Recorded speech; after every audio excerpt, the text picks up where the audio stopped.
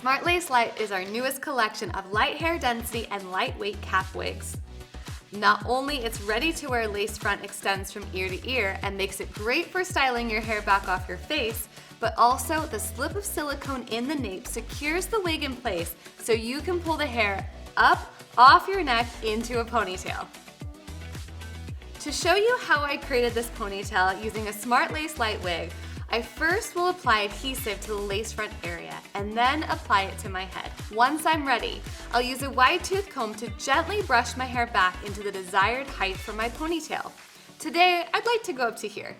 With my hair gathered in a ponytail, I'll pick up a hair tie with my other hand and then secure the gathered hair in my hair tie. To soften the look around my hairline, I'll pull out a few pieces of hair.